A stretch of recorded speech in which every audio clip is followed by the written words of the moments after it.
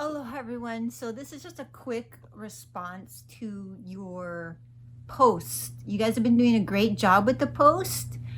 I still want you to create more original information and less repeating of the other person's whatever they said. But you're doing great. And I really liked your points about the sample size of the sleepover question article. I thought they were valid, and I really liked the conversation about, no, it wasn't really, she didn't have enough evidence or a great enough sample size, but this wasn't a scholarly paper.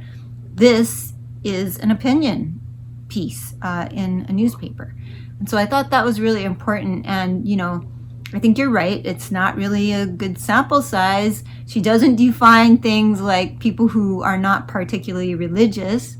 So that's important for your scholarly paper. If you're going to use a word like that or a statement, you're going to have to define it. You're going to be specific about what you're talking about.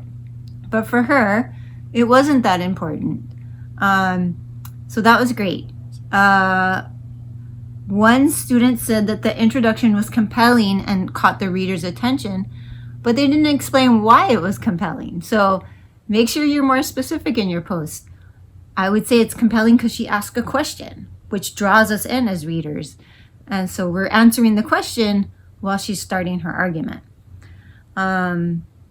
Also, her use of things like "not under my roof." A lot of you guys quoted that, but you didn't explain how that really appealed to people, how it really created a dialogue. No one really talked about how she, if all of her facts sort of fit in her argument, or if she had outside information, which she did have.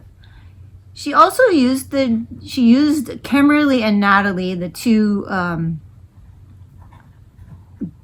teens, as models. So those were like models of each of the groups.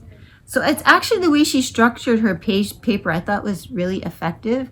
And that's why she's a journalist for the New York Times. So we got to give her credit for her article. Not necessarily the type of scholarly article, though, that you would want to write. So she is answering a question. Also, she doesn't define what she's actually talking about by being open-minded. So are you talking about letting your kids have a sleepover with a boyfriend, or can they just bring a different guy home every night? Or what about, guys with guys and girls with girls? Is that okay? So she doesn't really go into detail about what she's really getting at here, or give us specifics. So I thought that was important. For the mask, you guys did a great job breaking that down as well. I thought it was, most of you pulled out that Peggy, not only did she sort of have this health background, but she never tells us what her health background is. All we can see is maybe she's like some type of wellness coach, but her degree seems to be in politics. She doesn't really seem qualified. So that, I would say, is not a credible source. Also, you got that while she was trying to use evidence, she was using the evidence that was written for doctors and nurses in the hospital, not the general public. And it actually went against the statements that were being made for the general public. Excuse me, we're having a class here. No. Shh. Okay. So, and then the final one with gold. I thought you guys did a really good job of that. Hi, boy.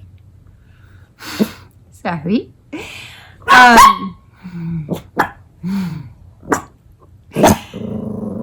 Would you guys like to talk to them?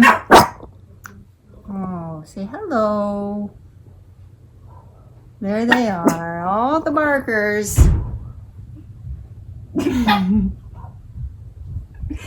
Okay, so but I thought, many of you said that you didn't think her article should have been edited or censored. I'm not sure I agree, because most of what you write is gonna be edited. Now, they should have let her know the edits, I thought. It depends on what you're writing for. It should be stated if they're gonna edit it, that they'll either show it to you or maybe they won't. So it depends on what's in their guidelines. But the parts that they took out, such as the 200 to 1,000 times smaller the pore size in the surgical mask, is it really relevant to her argument? Also, the thing about it being made in a lab, I'm not sure. It's not scientific, and they're using her as a doctor. So she's using information to do what she's supposed to do in an op-ed, which is grab her reader's attention and make an emotional appeal, create an argument. But as a scientist, she's including things that aren't necessarily scientific. So yeah, and then the social conditioning. I thought maybe that was okay to leave in, because that was the point that she was making. But anyways, good work on this. Make sure to do this kind of, introspection on your own sources. That's how you're going to create this, your original content. So next week we'll be working on a assignment called Getting Beneath the Buzzwords. And you're gonna use two or three news sources on something that's relevant, for next week. I'm gonna probably pick something over the weekend.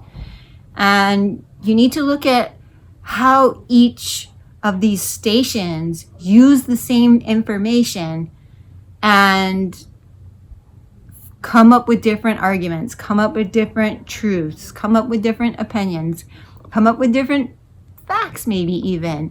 How are they doing it? Is it a headline? Are they using quotes? Are they using pictures?